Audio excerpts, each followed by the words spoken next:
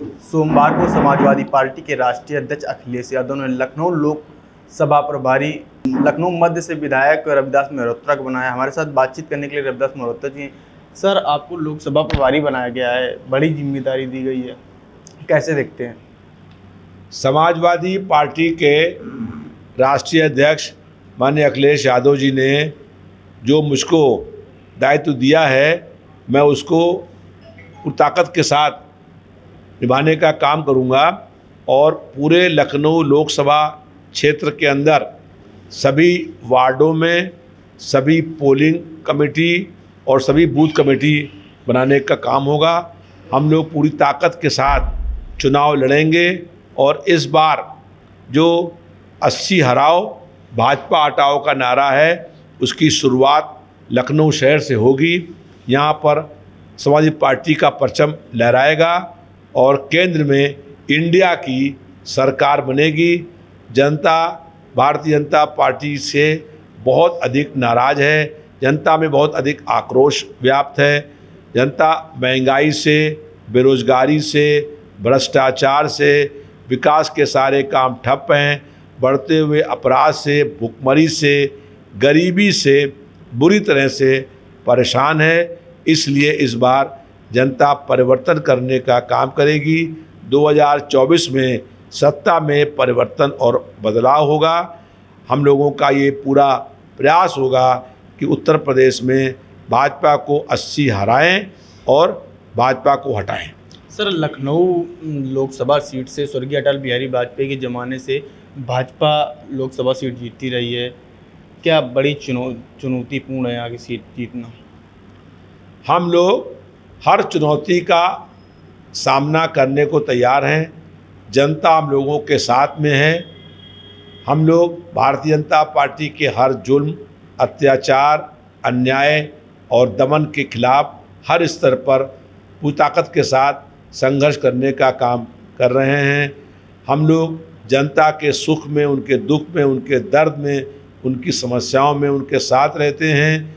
यहाँ पर भारतीय जनता पार्टी के 25 साल से मेयर हैं, सांसद हैं, लेकिन विकास का काम जो कुछ भी हुआ है वो हम लोगों ने कराने का काम किया है। जनता का भारतीय जनता पार्टी से अब मोह भंग हो गया है। जनता एक बार भी 15 साल में अपने सांसद से मिल नहीं पाई है और कभी वो लखनऊ में रहते नहीं हैं, वो लखनऊ के निवासी भी नहीं हैं। और मुख्य बात ये है कि इस बार जो है वो चुनाव लड़ेंगे भी नहीं। इस बार लखनऊ शहर से समाजवादी पार्टी चुनाव जीतेगी और पूरे उत्तर प्रदेश के अंदर जो 80 हराओ भाजपा हटाओ का नारा है उसकी शुरुआत लखनऊ से होगी। सर, लखनऊ की बात कर रहे हैं तो उप मुख्यमंत्री केशव प्रसाद ने 80 सीट जीत दर्ज करने का दावा किया है, कैसे देखते हैं सर? केशव प्रसाद मौर्य अपना विधायक का चुनाव जीत नहीं पाए तो दावा करने से क्या होता है? वो अपना चुनाव खुद एमएलए का लड़े, वो चुनाव एमएलए का हार गए। जो चुनाव एमएलए का हार गए वो दावा करे 80 सीटों का जीतने का, तो ये कोरी कल्पना है और ये हवाई बातें हैं। इस बार उत्तर प्रदेश में समाजवादी पार्टी सब सीट पर जीत दर्ज करेगी और केंद्र में इंडिया की सरकार बनेगी।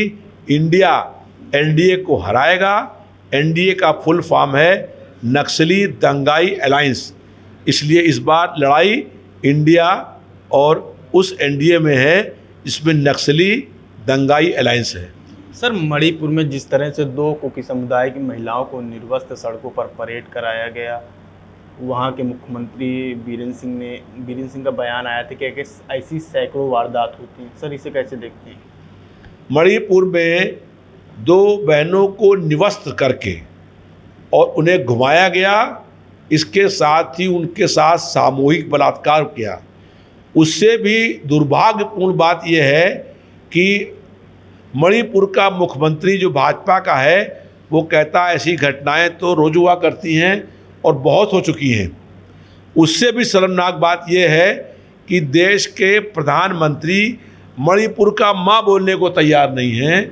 उनकी दोनों होंठ चिपक गए हैं। वो आज तक मणिपुर की हिंसा की निंदा भी नहीं कर पाए हैं। तो भारतीय जनता पार्टी जो है उसकी कथनी और करनी में ज़मीन आसमान का अंतर है। इसी कारण पूरा मणिपुर हिंसा की आग में जल रहा था, लेकिन प्रधानमंत्री मौन थे। प्रधानमंत्री और मुद्दों पर बोलते हैं, इस पर क्यों नहीं बोलते हैं जब देश में हिंसा हो रही है इतनी बड़ी। तो इसलिए इस बार जनता उसका जवाब देगी। वो जो दो बहनों को निवस्त करके पूरी भीड़ पर घुमाया गया, ये भारतीय जनता पार्टी के ऊपर कभी ना मिटने वाला कलंक है। सर, आज संसद में आम आदमी पार्टी के यूपी प्रभारी संजय सिंह मणिपुर हिंसा को लेकर आवाज़ उठा रहे थे। उनको पूरे मानसून सत्र से बाहर कर दिया गया है, कैसे देखते हैं सर? भारतीय जनता पार्टी विपक्ष की और जनता की आवाज़ दबाना चाहती है। भारतीय जनता पार्टी अगर कोई विधायक सांसद भाजपा के खिलाफ बोलता है तो उसको सत्र से निकालने की बात करते हैं, और इसीलिए आम आदमी पार्टी के सांसद को उन्होंने मणिपुर की हिंसा को उठाया तो उनको मानसून सत्र के लिए बाहर निकाल दिया गया। लेकिन हम लोग भारतीय जनता पार्टी के हर दमन जुल्म अन्याय के खिलाफ संघर्ष करते रहेंगे। हम लोग भारतीय जनता पार्टी के किसी दमन जुल्म और अन्याय के आगे झुकने वाले नहीं हैं। सुहेल देव भारतीय समाज के राष्ट्रीय अध्यक्ष हैं ओम प्रकाश राजभर। पहले बसपा में थे, भी सपा में आए, अब एनडीए का हिस्सा बन गए हैं। और उन्होंने कहा था कि अगर भगवान भी कहेगा तो हम भारतीय जनता पार्टी में नहीं शामिल होंगे, कैसे देखते हैं सर? ओम प्रकाश राजभर पहले भारतीय जनता पार्टी की सरकार में मंत्री थे। उसके बाद 2022 में उनको लगा कि सरकार बनने वाली है समाजवादी पार्टी की, तो भाजपा छोड़ करके समाजवादी पार्टी में आ गए। और उसके बाद जब सरकार नहीं बनी, तब से भारतीय जनता पार्टी उनको ईडी, सीबीआई और इनकम टैक्स का डर दिखा रही थी। भारतीय जनता पार्टी को मालूम है कि कौन कौन नेता भ्रष्ट हैं, तो उनको ईडी और सीबीआई डर दिखा करके भारतीय जनता पार्टी अपने पार्टी में शामिल करने का प्रयास कर रही है। ऐसे लोगों का कोई सिद्धांत नहीं है, कोई चरित्र नहीं है। ये लोगों ने कभी संघर्ष नहीं किया है, और ये ओम प्रकाश राजभर एक बार भी संघर्ष में आज तक जेल नहीं गए हैं। तो ऐसे लोग, ये मौका परस्त अवसरवादी लोग हैं। ये आज भारतीय जनता पार्टी में गए हैं और चुनाव आते आते क्या करेंगे पता नहीं। तो भारतीय जनता पार्टी आज भ्रष्ट और अपराधियों की पार्टी हो गई है, और ईडी, सीबीआई, इनकम टैक्स का डर दिखा करके वो भाजपा में शामिल करने का नेताओं को प्रयास कर रहे हैं। सर, इंडिया का जो गठबंधन अनाउंस किया गया है, उनका दूल्हा कौन होगा, प्रधानमंत्री कौन होगा उनकी तरफ से?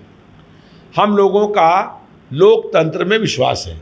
जो सांसद जीत करके आएंगे वो ये तय करेंगे कि देश का प्रधानमंत्री कौन हो। भारतीय जनता पार्टी में एक ही नाम है और वो चुनाव से पहले तय कर देंगे, क्योंकि वो तानाशाह हैं। उनका लोकतंत्र में कोई विश्वास नहीं है। एमपी चुनाव जब जो जीत के आते हैं वो तय करते हैं कि उनका नेता कौन होगा। तो 26 दलों के जो एमपी जीत करके आएंगे वो एमपी तय करेंगे कि देश का प्रधानमंत्री कौन हो। बहुत बहुत धन्यवाद। ये थे लखनऊ मध्य से विधायक रविदास मेहरोत्रा, जिनका साफ तौर पे कहना है कि उत्तर प्रदेश में 80 लोकसभा सीटों में 80 इंडिया जीतेगी और आने वाले दिनों में इंडिया की सरकार बनेगी।